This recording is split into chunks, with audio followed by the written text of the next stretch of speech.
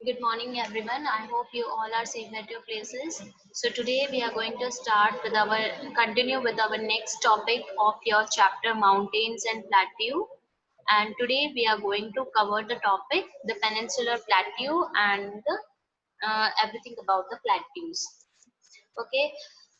In our last class we have talked about the mountains. Okay, I have give you the little bit hints about what is a plateau. मैंने आपको बताया कि plateau होता क्या है। एक जो प्लेट्यू होता है बेटा, जो माउंटेन्स और प्लेट्यू में डिफरेंस देखते हैं। माउंटेन्स जो होती है, ये देखिए माउंटेन्स एक हाईएस्ट पीक होती है, ठीक है, ये दिस इज अ माउंटेन। और एक आपका जो प्लेट्यू होता है वो क्या होता है, वो ऐसे फ्लैट टेबल के जैसे होता है, टेबल जैसी फॉर्मेशन में होता है, ठीक है, ऐसे इस फॉर्मेशन में होता है। This is a plateau. तो ये प्लेट्यू के शेप के बारे में समझ आया कि माउंटेन्स और प्लेट्यू में डिफरेंस क्या होता है। दोनों ही हाई लैंड्स होती है, ठीक है, देखिए माउंटेन भी एक हाई लैंड है और प्लेट्यू भी हाई लैंड है, बट इनका जो पीक होता है, ठीक है, इसमें तो पीक होता है, ठीक है, एक चोटी की जैसी शेप होती है, ओके, एकदम नुकीली सी। और जो ये आपके प्लेट्यूज होते हैं वो टेब्यूलर फॉर्म में होते हैं, ठीक है, एक टेबल जैसी स्ट्रक्चर में होते हैं, हमें टेबल की तरह दिखते हैं। तो this is the shape of plateau, ठीक है, बोथ आर हाईलैंड्स, बट इन दोनों, ये दोनों ही क्या है, हाईलैंड है, बट इनके जो शेप है वो डिफरेंट है। माउंटेन्स जो होते हैं, माउंटेन्स पीक्स होती है, और जो प्लेट्यूज होते हैं वो क्या होते हैं, टेबुलर फॉर्म में होते हैं। So the peninsular plateau is located to the south of the northern plains. मैं आपको अभी पेनिनसुलर का मतलब भी बताऊंगी, पेनिनसुलर क्यों बोला गया है इसको, बट इससे पहले आपको पेनिनसुलर के बारे में कुछ चीजें बता देती हूँ। जो आपका पेनिनसुलर प्लेट्यू है, ये हमारे नॉर्दर्न प्लेन्स कहाँ है इंडिया में, just look at the screen, ये इंडिया की नॉर्दर्न प्लेन्स हैं, ठीक है, यहाँ पे प्लेन एरिया है और कौन से डायरेक्शन में, नॉर्थ डायरेक्शन में, इसलिए इसको हम नॉर्दर्न प्लेन्स बोलते हैं। और इसके नीचे का जो पार्ट है, ये जो आप ब्राउन ब्राउन एरिया देख रहे हो जिसको ऐसे शेड किया हुआ है, ये आपका पेनिनसुलर प्लेट्यू है, ठीक है। Both mountains and plateaus are highlands, but a plateau is a type of landform that looks like a huge flat table higher than the surrounding areas, often with one or more sides with steep slopes.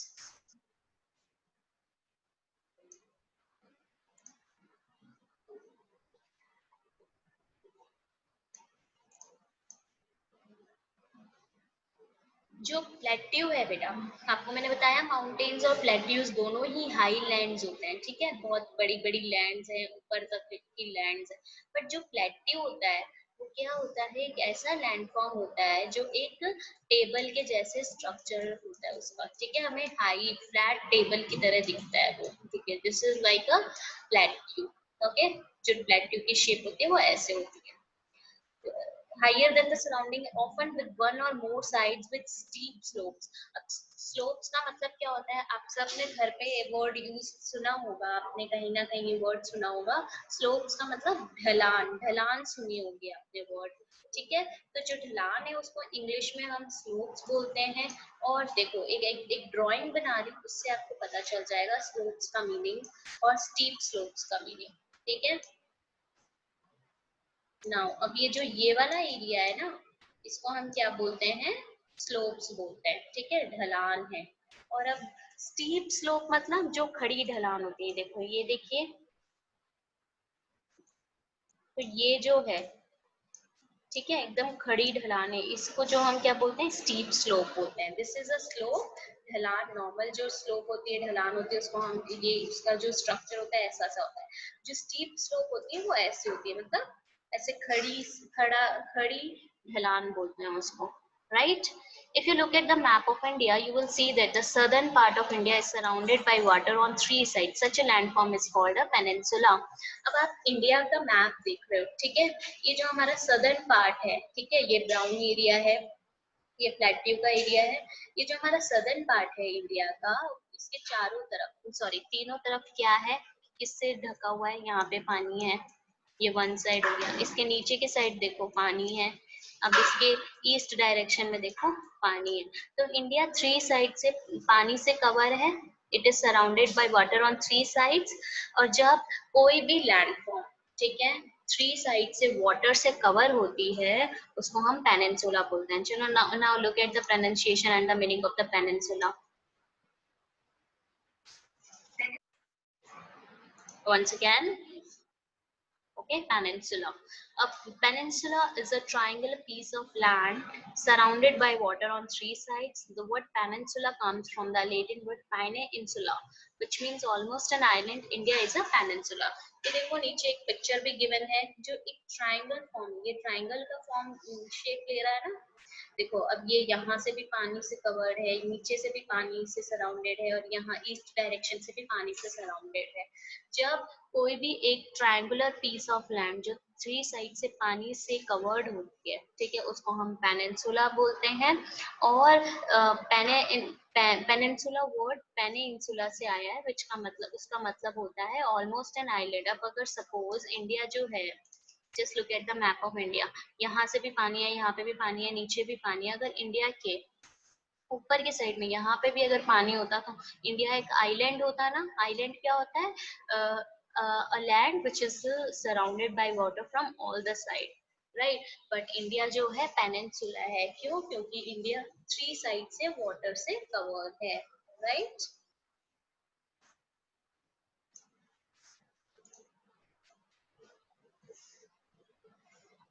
The plateau region stretches from the central part of India to the south tip.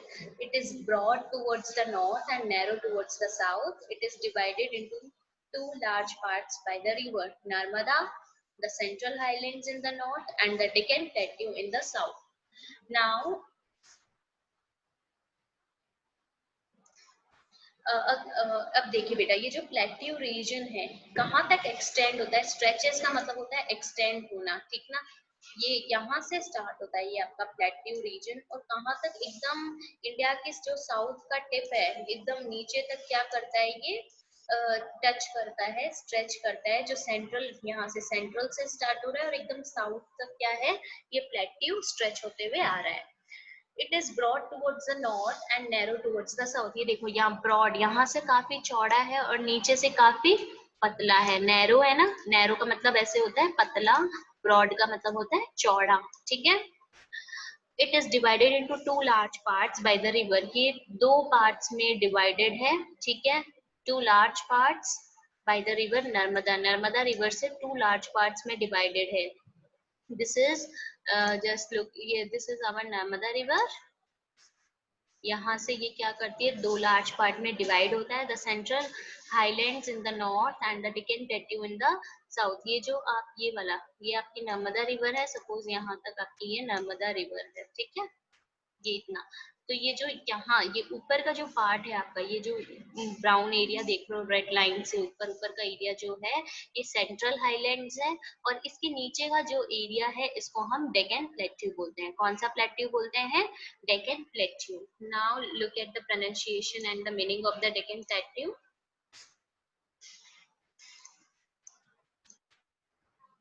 Deccan Plateau. ठीक है, it is also pronounced as plateau and plateau. The Deccan Plateau is a highland that looks like a flat table covering most of flat table covering most of the southern part of the India. It is bound on both sides by western and eastern Ghats. The main rivers flowing through the plateau including Kaveri, Krishna and Godavari. It is an estimated height of 2000 feet and encompasses over 43% of the total land mass of India. ये देखिए नीचे जो आप एक picture देख रहे हैं यहाँ पे, ये क्या है? ये एक ये फ्लैट ट्यूब का एग्जांपल दिया गया है। देखो फ्लैट ट्यूब की स्ट्रक्चर ऐसे होती है, एकदम फ्लैट टेबल है ना, हाईएस्ट माउंटेन के जैसे। हाईएस्ट माउंटेन पीक्स तो नहीं है ना, फ्लैट लैंड है, ठीक है, फ्लैट पीक्स है एकदम ऊपर के हाईलैंड से। सो आपने देखा जो हमारे फ्लैट ट्यूब है, ठीक है, इंडिया का जो प्लेट्यू है, पेनिनसुला प्लेट्यू है, इसको हमने 2 पार्ट्स में डिवाइड कर रखा है, नॉर्दर्न प्लेट्यू में और डेक्कन प्लेट्यू में। नॉर्दर्न प्लेट्यू ये जो आपकी नर्मदा रिवर है उस इससे ब्रेक होता है। ये ऊपर का जो पार्ट है आपका नॉर्दर्न पार्ट का, ये वाला हमारा सेंट्रल हाईलैंड है और इसके नीचे का जो पार्ट है उसको हम क्या बोलते हैं, डेक्कन प्लेट्यू बोलते हैं। तो ये जो डेक्कन प्लेट्यू है बेटा, इसके बारे में भी हम आगे और पढ़ने वाले हैं डेक्कन प्लेट्यू की। ये देखिए ईस्टर्न घाट है, ये यहाँ पे ये ईस्टर्न घाट है और ये वेस्टर्न घाट है। ये दोनों डायरेक्शन से क्या है, एकदम एक दोनों डायरेक्शन से घिरी हुई है जो डेक्कन प्लेट्यू है, कवर्ड है, ठीक है। यहाँ पे इस डायरेक्शन में ईस्टर्न घाट है और इस डायरेक्शन में वेस्टर्न घाट है। Okay, now your next topic is the central highlands. The central, अब हम सेंट्रल हाईलैंड्स की बात करते हैं।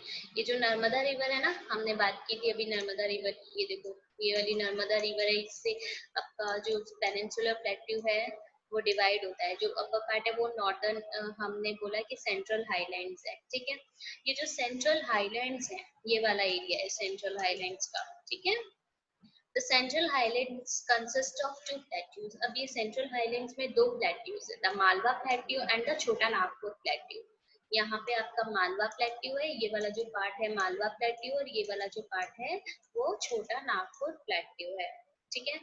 यहाँ पे कौन सी सॉइल प्रेजेंट होती है, the fine black soil of the Malwa plateau is good for growing cotton, sugar cane and oil seeds. जो मालवा प्लेट्यू यहाँ पे ब्लैक सॉइल प्रेजेंट होती है, ठीक है। अभी आप अपनी फर्दर क्लासेस में जाओगे तो आप टाइप्स ऑफ सॉइल्स के बारे में भी पढ़ोगे।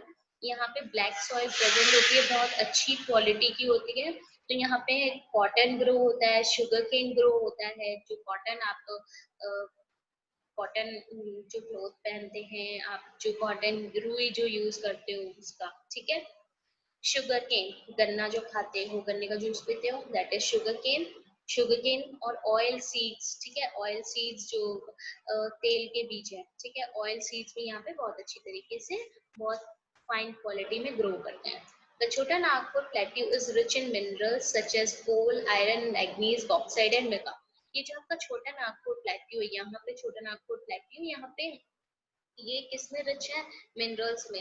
अब मिनरल आप बोलोगे मैम मिनरल्स क्या होता है, a natural substance in the earth, for example coal, salt, gold और डायमंड्स, ठीक है। एक नेचुरल सब्सटेंस है अर्थ का, अर्थ में हमें जो नेचुरल सब्सटेंसेस मिलते हैं, जो आप नमक खाते हो वो भी मिनरल होता है, ठीक है। कोल, कोयला जो है, ठीक है, वो भी मिनरल होता है। गोल्ड, गोल्ड की ज्वेलरीज आपके घर पे आपकी मम्मी आप भी पहनते होंगे, आपकी मम्मी पहनती होगी, जो गोल्ड की ज्वेलरीज है, डायमंड है, वो भी क्या है, मिनरल्स है। ये बहुत ही क्या है, लिमिटेड है हमारे वर्ल्ड में जो ये रिसोर्सेज है, तो इनको हम मिनरल्स बोलते हैं। ये जो मिनरल्स है छोटा नागपुर प्लेट्यू में मिनरल्स पाए जाते हैं, बहुत रिच है यहाँ पे, बहुत अच्छी क्वांटिटी में मिनरल्स मिलते हैं। जैसे कि कोल, अब ये कोल क्या है, just look at the meaning and pronunciation.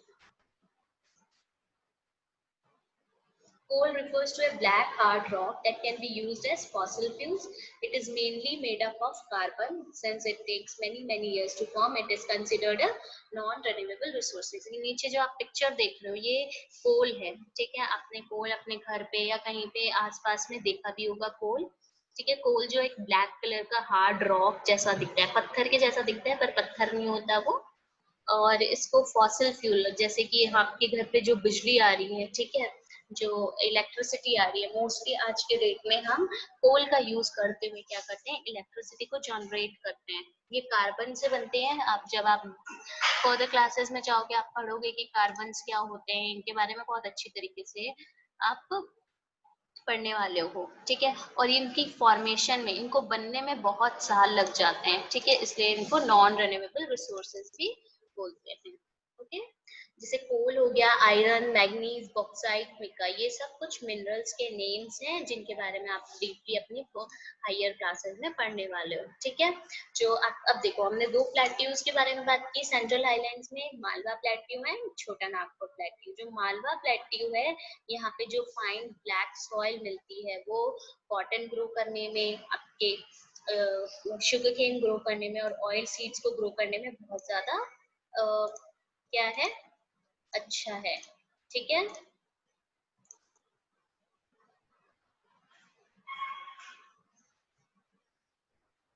और जो आपका छोटा नागपुर प्लेट्यू है, it is rich in minerals, जो वो मिनरल्स में बहुत ज्यादा रिच है। यहाँ पे हमें अलग अलग तरीके के मिनरल्स मिलते हैं, जैसे कोल, बॉक्साइट, मैग्नीज, ठीक है, mica, sorry mica, etcetera. Okay, so this is about Central Highlands.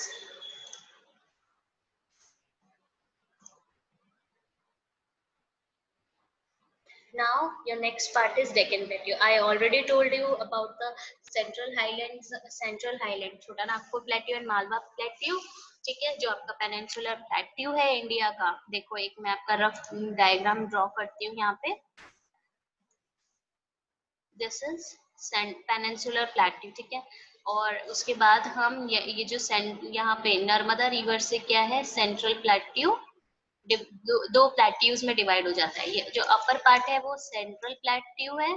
मैं शॉर्ट फॉर्म लिख रही हूँ सी और P.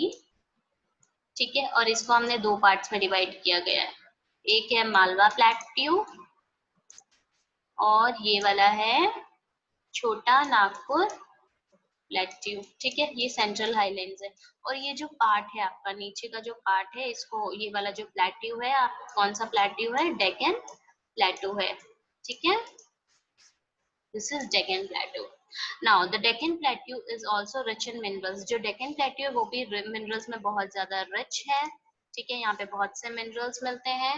Most of the gold in India came from the Kolar gold mines in Karnataka and the Deccan Plateau. जो India में gold आपको mostly जो gold मिलता है वो कहाँ से मिलता है, आपका जो कर्नाटका डेक्कन प्लेट्यू में जो कर्नाटक कोलार गोल्ड माइंस है, कर्नाटका में कोलार गोल्ड माइंस है, वहां से हमें हमारा जो इंडिया का मोस्ट ऑफ द गोल्ड है वो हमें मिलता है. The other states that are located in the Deccan Plateau are Maharashtra, Andhra Pradesh and Tamil Nadu. जो और भी places हैं, ठीक है, हमारे इंडिया में जो डेक्कन प्लेट्यू के अंडर आते हैं स्टेट्स, वो है महाराष्ट्र, आंध्र प्रदेश और Tamil Nadu. Jog Falls, the highest waterfall in India is located in Karnataka. India की जो सबसे हाईएस्ट वाटरफॉल है, कौन सी वाटरफॉल है, जॉग फॉल्स. ये देखो आप ये पिक्चर देख रहे हो, ये जॉग फॉल की पिक्चर है. ठीक है, इंडिया का जो सबसे हाईएस्ट आपका जॉग फॉल है, हाईएस्ट वाटरफॉल है, वो इंडिया का वो कौन सा है, जॉग फॉल्स है. ओके,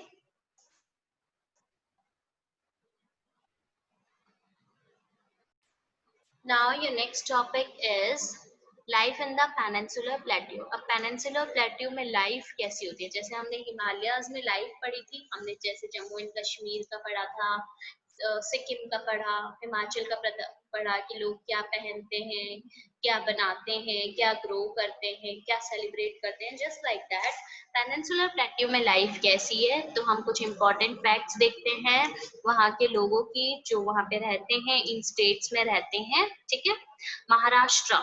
ठीक है, मेन सिटीज कौन कौन सी है, मुंबई, पुणे, नागपुर. जो मुंबई तो आप सबने सुना होगा. ठीक है, मुंबई, पुणे, नागपुर जो है मेन सिटीज हैं. दे ग्रो, क्या ग्रो करते हैं वो, cotton, sugar, sugar cane, groundnut, mangoes and oranges. Mostly जो क्रॉप्स ग्रो की जाती है महाराष्ट्र में, कौन कौन सी क्रॉप्स ग्रो की जाती है, कॉटन की, शुगर केन की, ग्राउंडनट की, मैंगोज की, ऑरेंजेस की, ये सारी क्रॉप्स ग्रो की जाती है. व्हाट दे मेक, बनाते क्या क्या है, इनका जो प्रोफेशन है. अब आप सबको पता है, आप सबने मूवीज या फिल्म्स देखी होगी, तो मुंबई में मोस्टली क्या होती है, मूवीज बनती है ना, तो they make films. Textiles, textile का मतलब होता है जो कपड़े होते हैं. ठीक है, अब यहाँ पे कॉटन ग्रो होता है, तो कॉटन से कपड़े भी बनते हैं ना, तो टेक्सटाइल्स मतलब कपड़े बनाते हैं. इलेक्ट्रॉनिक्स, ठीक है, ये जैसे आपके इलेक्ट्रॉनिक वायर्स हो गई, बल्ब हो गए, ठीक है, ये सारी चीजें वो बनाते हैं. दे सेलिब्रेट, मोस्टली क्या सेलिब्रेट करते हैं, गणेश चतुर्थी. वहाँ के लोग जो इम्पोर्टेंट फेस्टिवल है वहाँ का कौन सा है, गणेश चतुर्थी है. Next, Andhra Pradesh, Hyderabad. Main cities कौन कौन सी है, हैदराबाद एंड विशाखापट्टनम. क्या क्या ग्रो करते हैं, rice, tobacco, sugar cane, groundnut. चावल हो गया, तंबाकू हो गया, गन्ना हो गया, ठीक है, मूंगफली हो गई, ये सारी चीजें वो ग्रो करते हैं.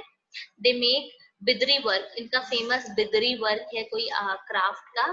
ठीक है, वो करते हैं. कंप्यूटर्स बनाते हैं, ऑटोमोबाइल्स मतलब जितनी भी आपकी कार्स हो गई, व्हीकल्स जितने भी है ना, कार्स, बाइक्स, ट्रैक्टर्स, बसेस, ये सारी चीजें आंध्र प्रदेश में बनती है. ठीक है, दे सेलिब्रेट, क्या सेलिब्रेट करते हैं? दशहरा एंड ईद, दशहरा और ईद सेलिब्रेट करते हैं। नेक्स्ट है झारखंड, ठीक है। मेन सिटीज कौन कौन सी है? रांची, जमशेदपुर और बोकारो, ठीक है। रांची, जमशेदपुर, बोकारो यहाँ मेन सिटीज है झारखंड की। क्या ग्रो करता है? राइस, मेज एंड पल्सेस। राइस ग्रो करते हैं, चावल, मेज, कॉर्न आपको बताया था, पल्सेस दालें होती है, ठीक है। ये सारी चीजें ये ग्रो करते हैं।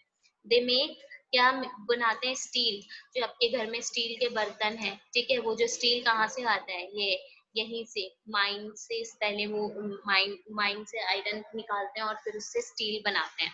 माइनिंग एंड पावर, ठीक है, ये वहाँ का जो इम्पोर्टेंट काम है, ये सारी चीजें हैं। दे सेलिब्रेट, क्या क्या सेलिब्रेट करते हैं? होली और दिवाली, ओके, ये मेन फेस्टिवल्स है। Next, now your next topic is importance of the peninsular plateau. This is the last topic of this chapter. Importance क्या है? हमने हिमालयस की इम्पोर्टेंस पढ़ी थी कि हिमालय की इम्पोर्टेंस क्या क्या है, क्या क्या इम्पोर्टेंस है कि हिमालयस में हमारे जो सेंट्रल एशिया से कोल्ड विंड आती है, तूफान आता है, उसको हिमालयस बचाता है इंडिया में एंटर करने से। हमारी जो सीक्रेट प्लेसेस है वो यहाँ पे है, ठीक है।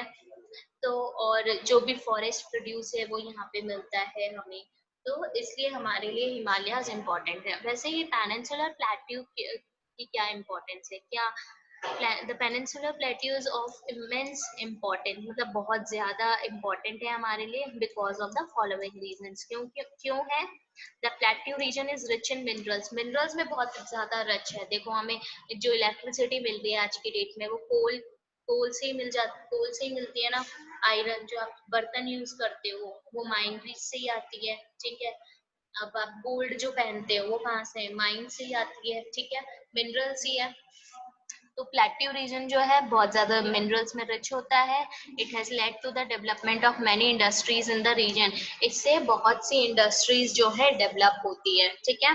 बहुत लोगों को एम्प्लॉयमेंट भी मिलता है और हमारी कंट्री की डेवलपमेंट के लिए भी मिनरल्स बहुत ज्यादा इंपॉर्टेंट है। Dams.